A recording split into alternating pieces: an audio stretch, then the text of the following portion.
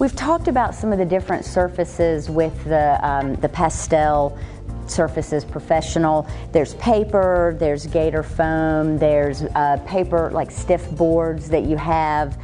I talked about having no light colors, using your color theory. So in this one, I'm actually going to do this photograph, and orange and blue are complements, so I have this nice terracotta red-orange paper.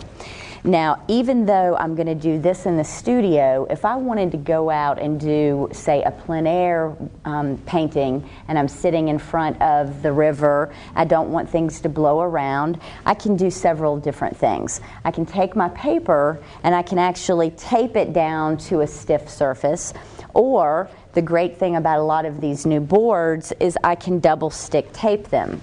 Now, I've talked about I like the Richeson surfaces. There's a lot of tooth to them, and my favorite thing is they are actually made out of gator foam as well as hardboard. Now, the gator foam is lightweight, it's stiff, so you've got a great surface to work on. It is totally done with an acrylic finish, so it's got tooth, but it's waterproof.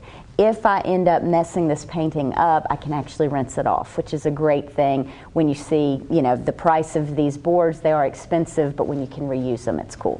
So I have my backing board is a real thick gator foam. You want to do this, you want to mount this with double stick tape on a really stiff surface. If this were not gator foam, when I try to pull this off to frame it, I have a chance of bending the board. So it's very important. So what I've done, I have my archival tape. I like to do everything archival, professional grade. And this is a double stick tape that I have. And what I've done is taken the back of this, and you can see I've just run some strips of the double stick tape. Ideally, you want to do this before there's an image on the board, but for the sake of this demo, there's a little bit of an image on it. So what I do is make sure once I've laid the tape down, I want to actually press it down. And this double stick tape is going to become part of this piece. So when I frame it and I separate the painting from the backing board, I'll actually have to cut a piece of archival paper or regular paper to go on the back, because this tape is going to be sticky. Don't try to get it off. It just won't work. So what I'm going to do is just take all of these off. And you may not need this many pieces, but when I'm doing art and working in the South, as I do, there's a lot of humidity. If I'm doing outdoor work, a lot of humidity. So I would rather have more of these than less. If you had many more than this, you're probably going to have a more difficult time separating the artwork from the backing board, which is bad.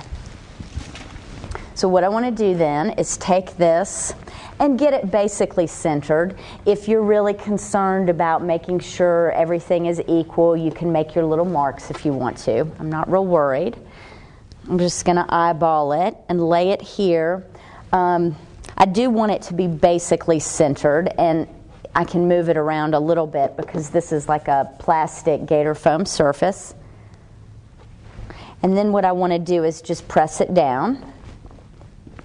I want to make sure my hands are clean, and ideally I would have a piece of my either newsprint or a glassine sheet between my hand and the surface, so I'm not, marring up the surface here. But just for the sake of this demo, go ahead and press it down. Now I want to double check it because I'm going to take this out. So just take my fingers and try to separate it. There's a little bit of separation there, but that's basically on. So then what I'm going to do is I'm going to finish this whole pastel, but I have to take it off to go to the framer afterwards. So when you're finished with your whole pastel painting on the gator foam, what you're going to end up doing is carefully separating. You can hear that pop, the tape. You want to make sure that you just go all the way around real careful and pull it up. I've done this a number of times. I've never had the gator foam buckle or any problems with it. But, you just want to be very careful the first time you do it while you're getting used to the materials. Now, what's great about this is I have something that is double stick taped, and I have no problems with the wind or anything like that, and it's a great surface.